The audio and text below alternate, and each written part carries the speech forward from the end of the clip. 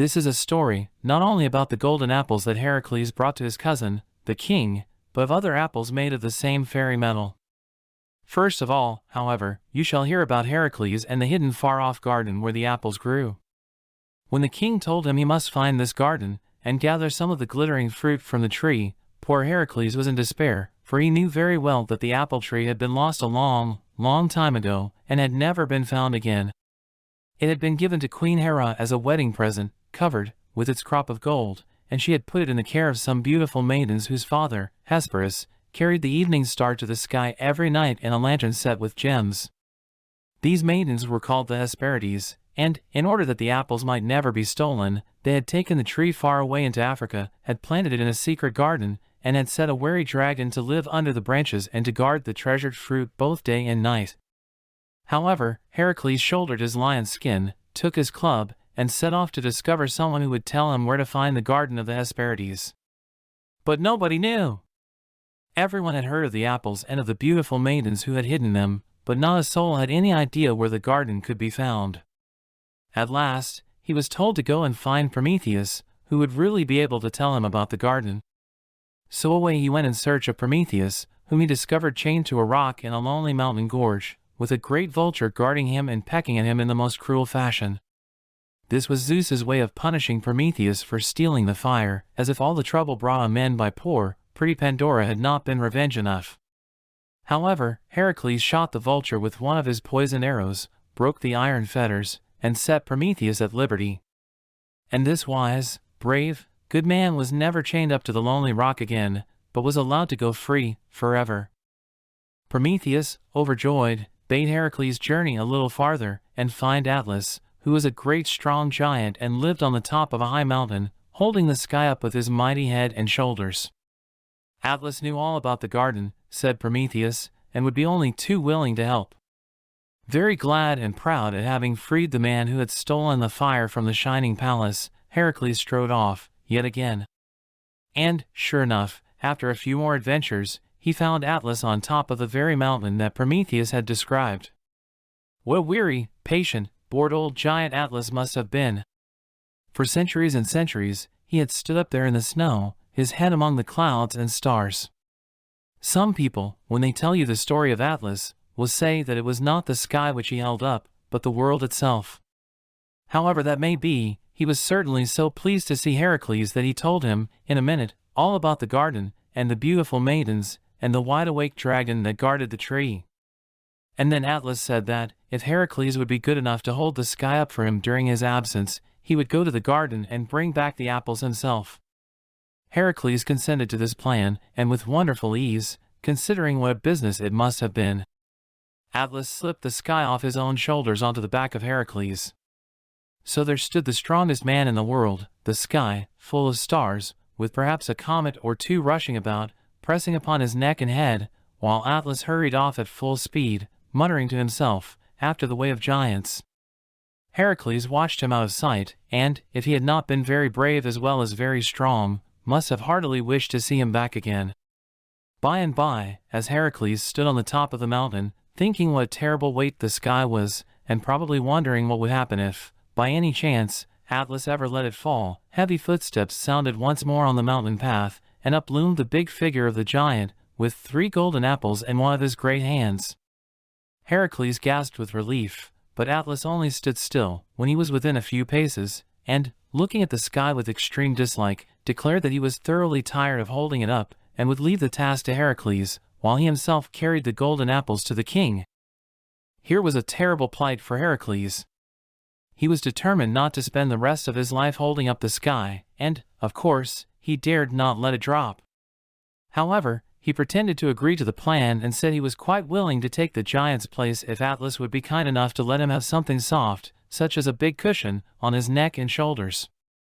Atlas sympathized with the request and consented to hold the sky again for a few minutes, while Heracles made his arrangements. But no sooner had the poor giant taken back his burden, than Heracles snatched up the apples from the ground where they were lying, and hurried off at full speed, leaving Atlas to his old task, all alone with the stars.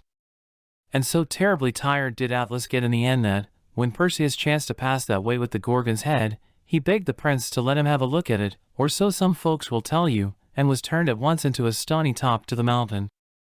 And a stony mountain top Atlas is to this very day.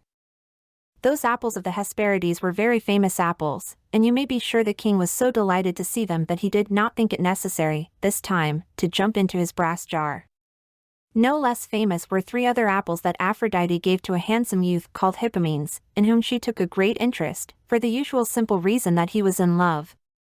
The princess whom Hippomenes loved was young and beautiful, but in her ways she was much more like a boy than a girl. Her name was Atalanta, and everybody knew how brave and swift-footed she was.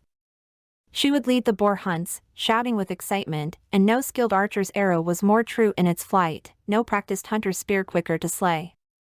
A true follower of Artemis was this spirited princess. Like Artemis, too, she was determined to remain unmarried. Whenever her father, the king, presented a suitor to her, she would laugh with scorn and tell each new lover that she would only marry him if he could beat her in a race. If he agreed to try, she would add that, if he were beaten, his head would be cut off. But plenty of youths were to be found who were quite sure they could never be beaten in a race by a maiden and were ready enough to accept her challenge. So they ran races with Atalanta, but the princess always won.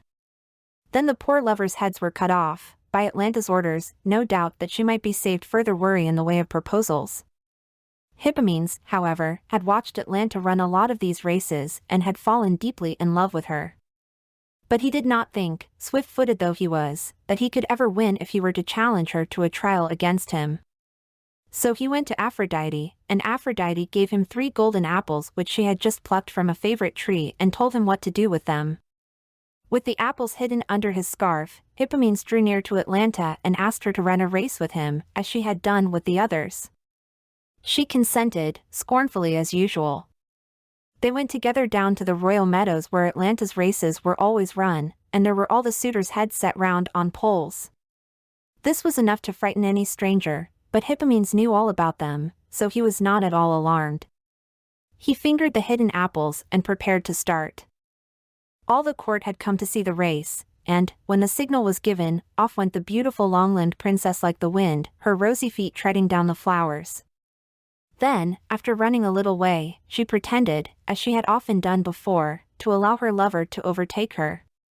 Looking back, rather mockingly, over her shoulder, she saw him close on her heels. And at that very moment, he deliberately dropped one of the apples. Atalanta saw it fall and begin to roll away, a wonderful, glittering, fairy ball of gold. She hesitated, paused, and then stopped dead, in order to pick it up. As she stooped for it, Hippomenes shot past her and took the lead. But it did not take Atalanta long to recover the ground she had lost. Off she flashed, again, like an arrow. In a moment she would have overtaken Hippomenes, but he dropped a second apple. The beautiful thing rolled away among the meadow blossoms, and, once more, Atalanta checked her flying feet. Turning back, she stooped for the shining fruit. As she set her face again toward the goal, she saw that Hippomenes was much farther ahead than before.